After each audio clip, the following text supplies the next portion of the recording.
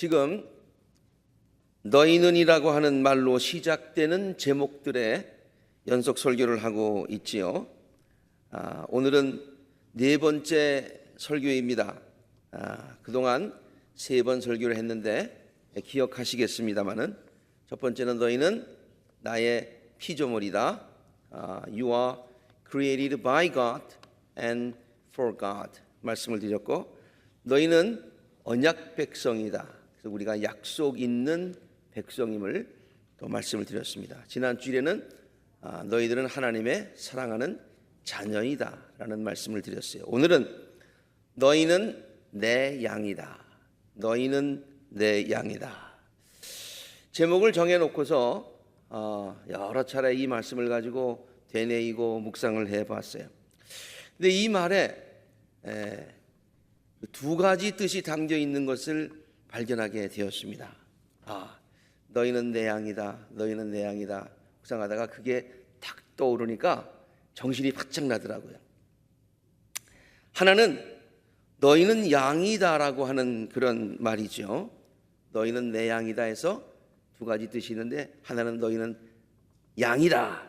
이 말에는 너희는 양이기 때문에 목자의 돌봄 없이는, 누가 돌봐주지 않으면은 아무것도 할 수 없는 연약한 존재다 라는 말이 그 말 안에 포함이 되어 있어요. 너는 양이다. 그런데 여기에 제목에 반전이 있습니다. 그것은 뭐냐면은 너희는 양이다라고만 하지 않고 너희는 내 양이다라고 했기 때문에, 이 말은 너희들은 양이지만 내가 너를 돌보아주는 목자다. 너희들은 양이라서 부족하지만, 그러나 목자인 내가 있기 때문에 너희들이 부족한 것이 없다라고 하는 그런 거기에 반전이 있는 것이죠.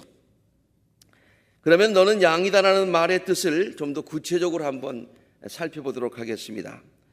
그것은 첫째로 너는 혼자서는 길을 갈 수 없는 그런 존재다. 이게 길 가는 것만 그 길이라고 하지 않습니다. 인생의 길, 어떤 방향, 또 비전, 목적 이런 것을 얘기하고 있는데, 양은 혼자 길을 못 가듯이 우리 인간들도 그런 면에서 양과 같다 그런 말이죠. 양은요 시력이 매우 나쁘다고 합니다. 그래서 방향 감각이 무디다고 합니다. 당연히 눈이 안 좋으면 어디로 가는지 잘 모르겠죠. 그래서 길을 자주 잊어버립니다. 성경에 길 잃은 양에 관한 이야기가 자주 나오는 원인이 바로 여기 있습니다. 예수님의 비유 가운데서도 길 잃은 양을 찾으시는 예수님의 그런 목자의 이야기가 등장하지 않습니까? 또한 양은 앞에 낭떠러지가 있는지조차도 구분 못하고 무조건 그냥 걸어간다고 합니다. 앞에 낭떠러지가 있는데도 못 보는 거예요. 그래서 그냥 걸어가는 거예요. 보스턴 지역에 고든 카넬이라고 하는 신학교가 있죠. 거기서 구약을 가르치고 있는 티모티 레니악이라고 하는 그런 교수님이 계신데요. 그는 안식년을 맞이해서 1년간 실제로 팔레스타인에 가서 거기 있는 목자들과 양들이 어떻게 지내는지, 저들의 관계가 어떤지를 한번 직접 체험해보기 위해서 거기 가서 1년 동안 이제 같이 지내고 나서 많은 것을 느끼고 양을 돌보는 참 목자라고 하는 그런 다음과 같은 책을 썼습니다. 그 책에 다음과 같은 일화가 참 재미있는 일화가 소개가 되어 있습니다. 2005년 7월에 실제로 일어난 일인데요. 양 한 마리가 절벽 위에서 이렇게 가다가 그냥 그 절벽 위에서 내려서 죽었어요. 그리고 나니까 그 뒤에 또 한 마리 수십 마리가 계속해서 그 양을 따라서 계속 절벽 위로 떨어졌다는 거예요. 목동들이 아침 식사를 할 동안에 양떼가 꿀을 뜯어 먹도록 놓아두었는데, 정신이 멍해진 터키 출신의 목자들은 이제 1,500마리의 양들이 같은 절벽 아래로 계속 추락하는 처참한 모습을 속수무책으로 지켜봐야 했답니다. 어떻게 그 목자들은 그 수많은 양들이 절벽 위에서 연이어 추락하는 것을 막지 못한 채 그렇게 무력했을까요? 그 양들은 각각 앞에 무엇이 놓여 있는지도 모른 채 바로 앞양만 보고서 뒤를 따라서 골짜기 아래로 차례로 그냥 떨어져 죽었다는 거예요. 일단 한 길을 택하면은 그 나머지는 목적지를 생각하지도 않고 그저 앞에 있는 양꽁무니만 따라서 계속 따라가는 것, 이것이 양의 그런 어리석은 좀 이상한 그런 행동이다라고 이 사람은 이야기를 해주고 있습니다. 하나님을 목자로 모시지 않고 살아가는, 목자가 없는 우리 양과 같은 인생도 마찬가지입니다. 근시안적입니다. 가까운 곳밖에 못 본다는 얘기예요. 그저 하루하루 눈앞에 보이는 것만을 쫓아갑니다. 마땅히 어디로 가야 하는지 알지 못하고 그저 세상 사람들이 살아가는 대로 그렇게 살아갑니다. 남이 하니까 그냥 합니다. 많은 사람이 하니까 그냥 합니다. 많은 사람이 하니까 안 하면 불안해합니다. 그 길이 멸망으로 인도하는 길인지 알지 못하고 그저 큰 길을 따라가다가, 성경에 나오는 대로 큰 길은 멸망으로 인도하는 길인데 그 길을 따라가다가 절벽에 떨어지게 되더라는 얘기예요. 그러지 않기 위해서 양에게 목자가 필요하듯이 우리들을 생명의 길로 인도하여 주는 참 목자가 필요한 이유가 바로 여기에 있는 것입니다. 목자가 없으면, 우리들의 길을 인도해 주는 사람이 없으면 우리들은 양과 같아서 앞에 있는 것만을 바라보고 가다가, 큰 길만을 바라보고 가다가, 많은 사람들이 가는 길만 따라가다가 그저 거기에 멸망의 길로 치닫게 된다, 그런 얘기예요. 그래서 성경은요, 너희들에게 목자가 필요하다라고만 얘기해 준 것이 아니라 우리에게 누가 참 목자인 것까지 구체적으로 말씀해 주십니다. 예수님께서 친히 이런 말씀을 하셨죠. 내가 곧 길이다. 내가 곧 길이다. 내가 곧 진리고, 내가 길을 제시하면 이 길이 진리의 길이고 이것이 생명을, 너에게 생명을 약속해 주는 길이다. 두 번째, 너는 양이다라고 하는 말에 두 번째 뜻이 있습니다. 첫 번째는 그냥 길을 잃어버린다, 방향 감각을 놓고 목적 없이 살게 된다, 그런 말씀을 드렸는데, 두 번째는 좀 더 나가서 목자가 없으면은 양들은 생존할 수조차 없는 것입니다. 생존 자체가 가능하지 않다는 거예요. 양들이 거하는 곳은요, 아주 풍요한 곳이 아닙니다. 광야입니다. 광야라고 하는 것은 풍요한 장소가 절대로 아닙니다. 우리가 그냥 예수님께서 양을 안고 푸른 초장 맑은 시냇물가로 인도하는 그 그림만 봐서 양은 저렇게 치는 거구나 라고 오해할지 모르겠는데요, 그렇지 않습니다. 광야에서 양이 사는 것입니다. 여러분 보시는 것과 마찬가지로 이 광야라고 하는 것, 이 풀을 쉽게 구할 수 있는 장소가 절대로 아닙니다. 그래서 시력이 좋지 않은 이 양들은요, 어디에 풀이 있는지 모르는 거예요. 그래서 저렇게 풀이 있는 곳으로 목자가 양들을 인도해서 여기서 풀 먹어라 이렇게 안내해 줘야 저들이 풀을 먹을 수 있다, 그런 얘기예요. 마실 물도 광야이기 때문에 스스로 찾는 것이 거의 불가능합니다. 이것도 목자의 인도를 받아야 됩니다. 광야에 이렇게 풍성한 물이 있는 것은 아니라 화가가 그냥 상상해서 그린 것입니다만은, 아무튼 물 있는 곳에 목자가 양들을 인도해서 물을 먹여줘야 된다, 그런 얘기예요. 다윗의 고백을 들어보면은 이것을 쉽게 이해할 수 있지요. 다윗이 이렇게 고백하지 않습니까? 시편 23편이니까 교동문으로 읽었습니다마는, 그가 나를 푸른 풀밭에 누이시고 쉴만한 물가로 인도하신다. 하나님께서 목자가 되셔서 나를 푸른 풀밭으로 인도하시니까 내가 먹을 수 있었다는 거예요. 그래서 먹고 배불러서 거기에 쉴 수 있었다. 또 물도 마찬가지. 나는 물을 찾을 수가 없는데 물가로 나를 인도하셔서 내가 물을 먹을 수 있었다라고 하는 그런 고백 아닙니까? 우리들의 삶도 광야와 같습니다. 이스라엘 백성들이 광야에 거할 때에 하나님께서 그들에게 만나를 내려 주셨어요. 그리고 불기둥, 구름기둥으로 인도하여 주셨어요. 그래서 길을 잃어버리지 않았어요. 그래서 굶어 죽지 않았어요.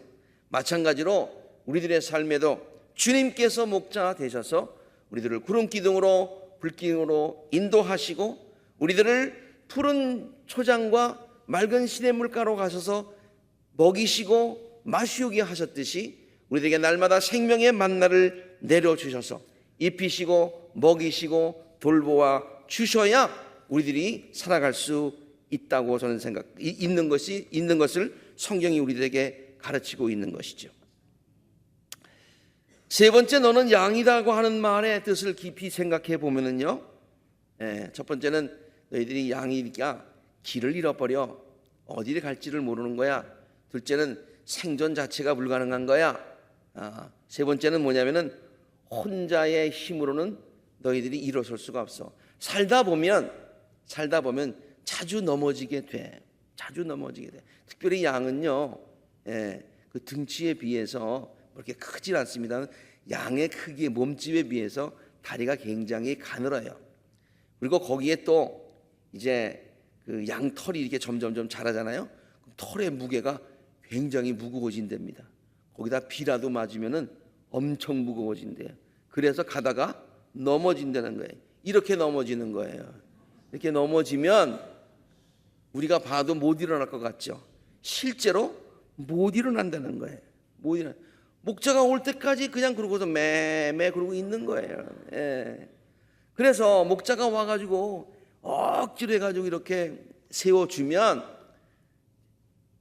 한참 동안 또 제대로 걷지를 못해서 한참 지탱을 해줘야 된다고 하는 것이죠. 자주 넘어지는 것이죠. 안 넘어지면 괜찮은데 안 넘어질 수가 없는 거예요. 이러한 자주 넘어지는 양의 모습을 보면서 우리들의 모습을 떠올리게 됩니다. 우리들도 얼마나 자주 넘어집니까? 나이 들어서 이렇게 다리를 잘못해서 넘어졌다 그런 얘기가 아니에요. 우리가 인생을 살다 보면은 얼마나 자주 넘어지냐 이 말이에요. 넘어지고 그 다음에 또 실망하고 좌절하고 그런 경우가 낙담하고 그런 경우가 얼마나 많이 있습니까? 목회를 하면서 많은 분들을 이렇게 대하면서 제가 느끼는 것은 어떤 분들은 후를 털고 잘 일어나시는 분들도 있어요. 근데 이렇게 많지가 않아요. 한 번 넘어지면은 다시 일어나기가 굉장히 힘들더라고요. 그리고 가서 이렇게 다시 일어난다 하더라도 다시 힘있게 걸어갈 때까지 시간이 상당히 걸리더라고요. 얼마나 약한 존재인지, 얼마나 자주 넘어지는지. 그렇기 때문에 우리를 일으켜 주시고 다시 힘을 주시고 걷게 해주시는 목자의 도움이 필요한 줄로 믿습니다. 성경에 보면은요, 여러 가지 다른 표현을 썼습니다만은 우리들이 넘어지고 빠지고 좌절할 때에 하나님께서, 주님께서 오셔서 우리를 일으켜 주시고 다시 세워 주시고 걷게 하시는 이야기가 많은 다른 표현들로 묘사되어 있습니다. 마태복음 14장 베드로의 얘기인데요, 베드로가 한 번은 물 위를 지금 걸어가고 있습니다. 예수님께서 걸어오라 하시니까 물 위로 걸어가고 있습니다. 한 걸음 한 걸음 물 위를 디딜 때마다 얼마나 신기한지 빠지지 않고 지금 물 위를 걸어가고 있는 거예요. 우리들의 삶도 마찬가지라고 제가 여러 번 말씀드렸죠. 우리들의 삶도 물 위를 걸어가는 것 같아요. 빠질 수밖에 없는데 주님께서 우리를 지탱해 주세요. 그런데 파도를 보면 무서워서 베드로가 빠졌듯이 우리도 빠질 수가 있어요. 베드로가 빠지면서 주님 살려주십시오 그러니까 주님께서 오셔서 다시 베드로를 건져주셨다라는 얘기가 있어요. 우리들도 때때로 넘어질 때가 있어요. 물에 빠질 때가 있어요. 그런데 우리의 혼자의 힘 가지고 되지 않는 거예요. 주님께서 오셔서 우리를 구원해 주시고 다시 살려주시는 줄로 믿습니다. 이번에는 엘리야의 이야기인데요, 엘리야가 아주 그냥 놀라운 일을 행하고요. 갈멜산에서 놀라운 일을 행하고, 그러나 그때 무서움이 엄습했어요. 이세벨이 자기를 죽일 것 같아요. 그래가지고 지금 도망을 갑니다. 브엘세바 광야로 갑니다. 그래가지고 로뎀나무에 지금 누워 있습니다. 우리가 보통 얘기할 때 이 로뎀나무에 가가지고 이 엘리야가 그냥 탈진해서 번아웃 돼가지고 거기에 그냥 누워 있습니다. 하나님, 나는 이제 살기 싫습니다. 나를 죽여주세요. 그렇게까지 얘기를 합니다. 이걸 갖다 번아웃이라고 얘기하는데, 이 번아웃된 이야기를 하면서 많은 사람들이, 심리학자들도 마찬가지고 이 엘리야의 로뎀나무의 모습을 자주 인용을 합니다. 근데 엘리야가 진짜 그냥 거기서 꼼짝 못하고 쓰러져 있는 거예요. 그 잠에 빠졌어요. 얼마나 피곤하면, 얼마나 번아웃 됐으면. 그때에 천사가 일어납니다. 천사가 나와서 와서 그 엘리야를 먹이고 엘리야를 이렇게 일으켜 세워줍니다. 그런데도 잠시 일어나서 먹고요, 또 쓰러지는 거예요. 또 쓰러지는 거예요. 두 번째 와서 그를 깨우면서 일어나서 먹어라. 그래서 엘리야가 일어나서 먹고 마시고 그 음식을 먹고 힘을 얻게 되었다. 우리들도 인생을 살다 보면요, 이렇게 번아웃 되는 경우가 많습니다. 그래서 그냥 그 아무것도 못하고 그렇게 쓰러져 있는 경우가 많이, 지쳐 있는 경우가 많이 있어요. 그럴 때마다 우리 목자 되시는 주님께서 오셔서 양을 이렇게 일으켜 주시지 우리를 일으켜 주시는 줄로 믿습니다. 그래서 이사야서 41장에 주님은 우리에게 이렇게 말씀을 하시죠. 함께 같이 읽을까요? 시작. 내가 너와 함께 있으니 두려워하지 말아라. 내가 너의 하나님이니 떨지 말아라. 내가 너를 강하게 하겠다. 내가 너를 도와주고 내 승리의 오른팔로 너를 붙들어 주겠다. 붙들어 주겠다. 네 번째로, 너는 양이다라는 말을 깊이 묵상해 보니까요, 이런 뜻이 또 있더라고요. 네 번째 뜻은, 너는 혼자의 힘으로는 스스로 위험한 상황을 절대로 극복할 수 없는 존재이다. 위험한 일을 당하게 되는데, 조금 아까 쓰러진 정도죠. 쓰러졌는데, 넘어졌는데 일어나지 못해서 목자가 일으켜줘야 되는데, 이제는 그 정도가 아니라 맹수의 위협, 어려운 일을 당하는 것, 그리고 또 육신적으로 또 질병이 생기고 이럴 때에 양은 속수무책이야. 거의 무방비 상태더라, 그런 얘기예요. 그러므로 너는 양이다 하는 얘기는 그러한 위험에 무방비로 노출되어 있는 약한 존재야, 그런 뜻이 되는 거예요. 우리도 마찬가지지요. 우리가 양이라는 얘기는 어려운 일을 당했을 때 우리가 탁 하고 모든 일을 잘 핸들할 수 있는 그런 능력이 있는 존재가 아니라, 양처럼 우리들은 무방비의 상태에서 그 어려운 일들이 만나면 당황하고 어쩔 수 없이 그냥 꼼짝없이 어려움을 당하게 되는 약한 존재다, 그런 말이 되겠어요. 그래서요, 첫 번째 그림 여러분 보시면은요, 지금 저쪽에 늑대가 있죠, 그렇죠? 네, 늑대가 있어요. 그래서 늑대가 지금 가까이 가서 이렇게 클로즈 해보면 혹시 침을 흘리고 있는지는 모르겠는데, 늑대가 이렇게 보고 있어요. 양 잡아먹기가 되게 쉽대요. 왜 그러냐면은 거의 무방비 상태니까. 목자만 없으면, 그냥 골키퍼만 없으면 그냥 잡아먹는 거예요. 근데 목자가 지금 딱 지키고 있습니다. 목자는 지금 늑대를 쫙 보고 있어요. 근데 양을 보세요. He doesn't care. He does not know what's going on. 모르는 거예요. 그 다음에 아주 맹수가 있는데요. 목자는 그냥 목숨을 다해서 지금 맹수하고 싸웁니다. 근데 저쪽에 있는 양들 보세요. They don't care. They don't know what's going on. 모르는 거예요. 이렇게 목자가 없으면 그런 어려운 상황을 이기지 못하고 핸들하지 못한다. 한때 목동이었던 다윗이요, 자기 양떼를 지키느라고 맹수들과 싸운 이야기를 사울 왕에게 하는 그 이야기는 참 유명합니다. 그 이야기를 들으면은요, 이 다윗이 목자로서 양들을 위험에서 보호하기 위해서 얼마나 목숨까지 걸고 이렇게 했는가, 지켰는가를 알 수가 있고요. 양들은 그렇지 않았으면 그때에 그 맹수들에 의해서 죽을 수밖에 없었구나라는 것을 우리가 쉽게 짐작할 수 있습니다. 사무엘상에 나오는 말씀인데요.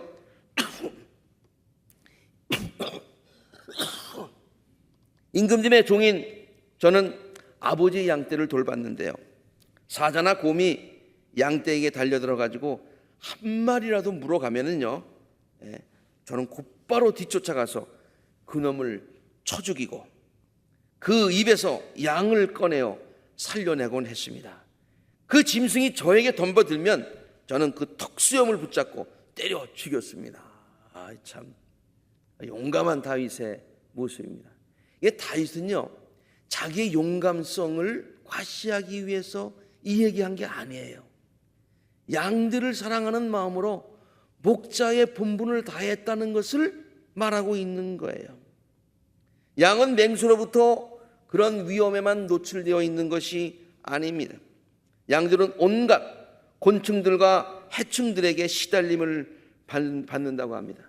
조금 아까 소개해드린 그 교수님이 1년 동안 그 양떼들과 같이 목자들과 양떼들이 지내는 것을 늘 1년 동안 관찰하면서 가까이 보니까 양들이 평온하게 풀을 뜯고 있는 것 같은데 가서 보니까 양들이 굉장히 고생하더라, 그런 얘기에.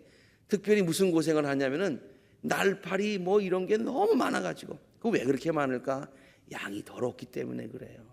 우리가 생각할 때는 양이 깨끗하고 순결하고 뭐 그러는 것 같은데요, 양이 엄청 냄새가 나고요, 엄청 더럽거든요. 그러니까 거기에 날파리 뭐 이런 것들이 파리가 막 달라붙는 거예요.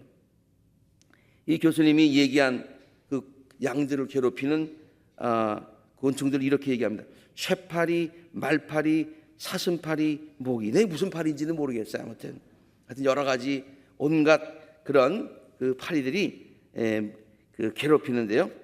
특히 양은요, 코파리라고 하는 것이 있는데 그 코파리에게 심한 고통을 받는다고 합니다. 이 코파리 아마 코 쪽에서 이렇게 있는 것 같아요. 맹맹맹 도는 것 같아요. 이 작은 파리들은 양의 코에 덮인 촉촉하고 끈끈한 점막 있죠. 양이 이게 코가 흘리는 것 같은 거 있잖아요.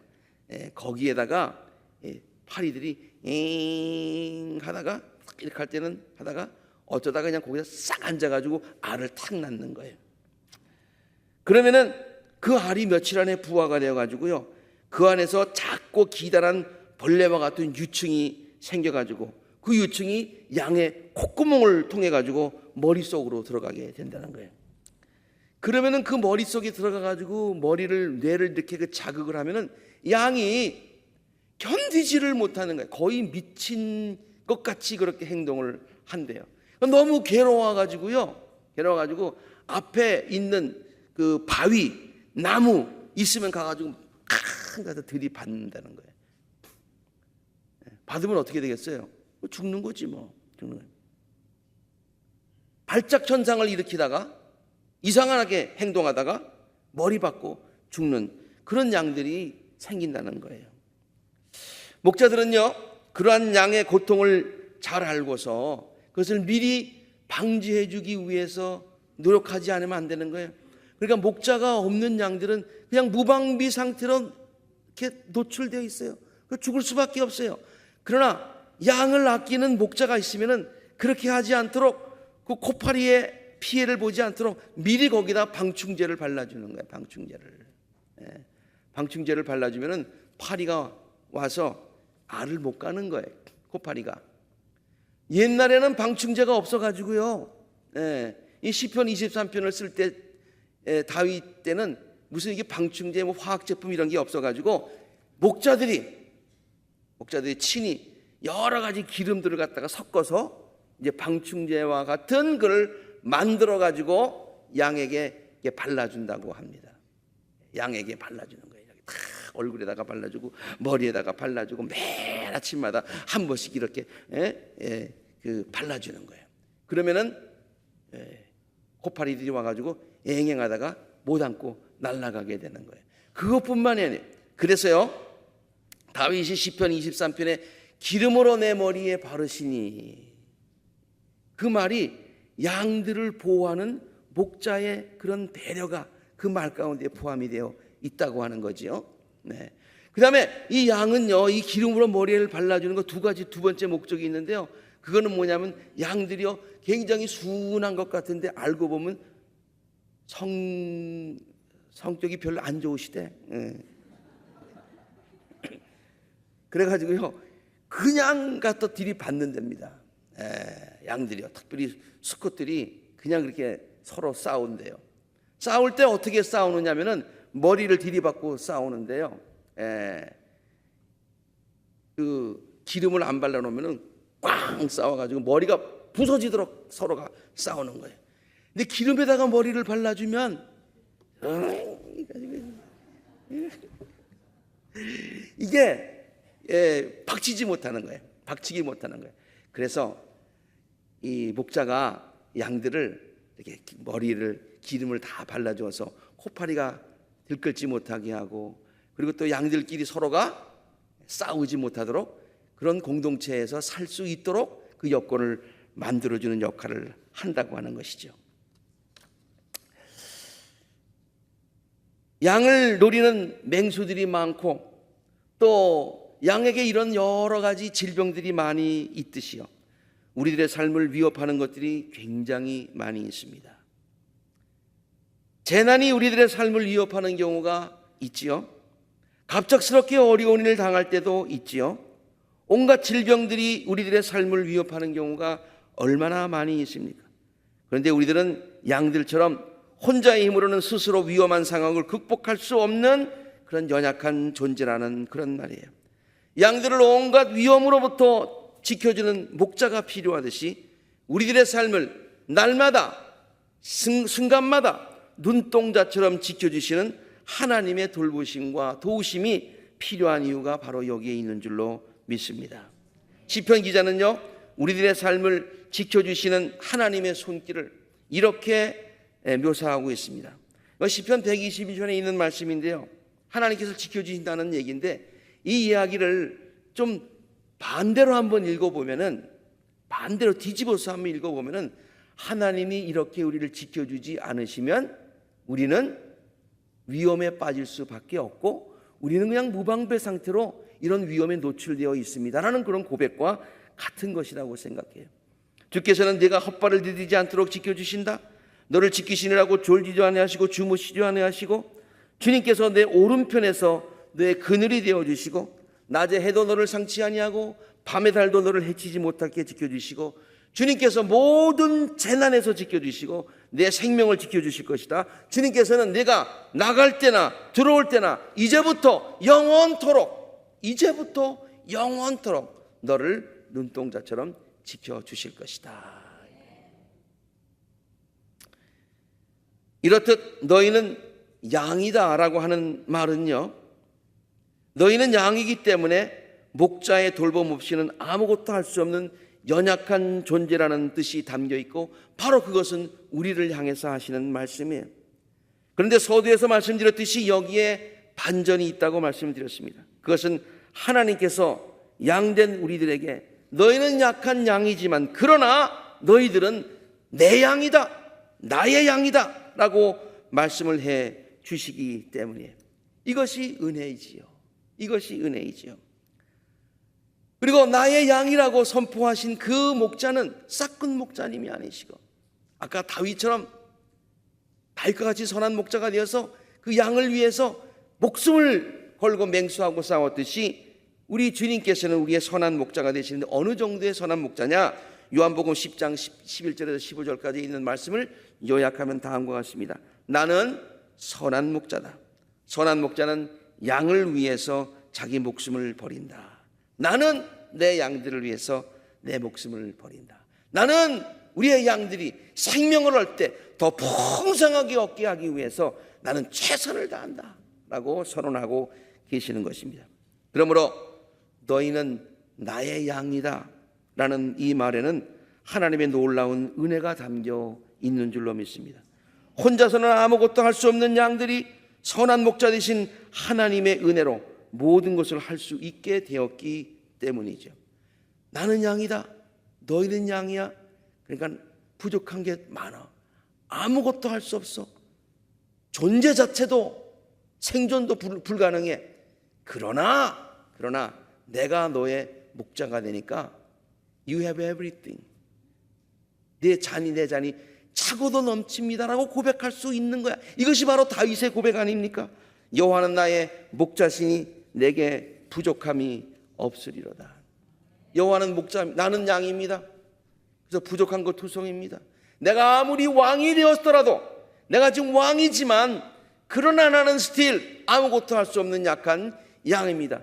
그러나 여기에 반전이 있습니다. 그러나 여기에 은혜가 있습니다. 왜냐? 하나님이 나의 목자가 되시기 때문입니다. 그래서 나는 부족한 것이 없습니다 라고 하는 고백이에요. 성경은 우리 모든 인간이 다 양과 같다고 가르치고 있습니다. 이사야서 53장 6절에 보니까 빨간 것만 한번 읽어보겠어요. 시작. 우리는 다 양과 같아서, 우리 중에 일부는 양과 같아서, 이게 아니에요. 예? Some of us 양이다, 그런 얘기가 아니에요. Many of us 이게 아니에요. All of us 우리는 모두 다 양과 같다, 그런 얘기예요. 그런데요, 세상에는 자기가 양이 아닌 것처럼 생각하며 살아가는 사람들이 의외로 많습니다. 그래서 자기의 힘과 재주만 의지하고 살아가는 사람들이 많이 있습니다. 혼자 할 수 있다는 거예요. 목자 필요 없다는 거예요. 나 혼자 핸들할 수 있다는 거예요. 하나님을 믿으려면 차라리 내 주먹을 믿어라, 뭐 이런 사람도 봤어요. 네. 그러다가 넘어지고 좌절하고 그러다가 헤어나지 못하는 구렁텅이에 빠진 사람들을 많습니다. 어리석은 인간의 모습입니다.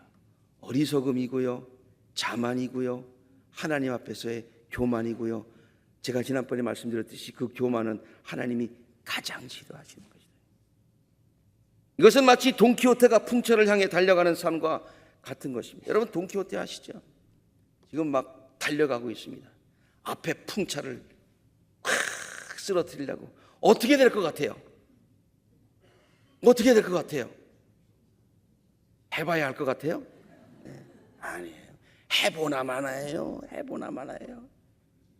자기뿐만이 아니라 말까지 죽어요. 네. 그렇게 달려가는 사람, 어리석음입니다. 자만입니다. 교만입니다. 고집입니다. 사랑하는 아굴라 재단의 모든 성도 여러분, 우리들은 모두 양과 같은 존재들입니다. 그러나 감사한 것은 우리들에게는 선한 목자가 되시는 주님이 계시다고 하는 엄연한 사실입니다. 이것은 역설적인 은혜의 진리입니다. 자, 말 보세요. 역설적인 은혜의 진리다. 역설적이라는 말은 무슨 말이에요? 양인데 하나도 없어야 되는데 다 있다고 그러잖아요. 그러니까 역설이죠. 그 역설을 가능하게 한 게 무엇입니까? 하나님이 목자 되시는 거잖아요.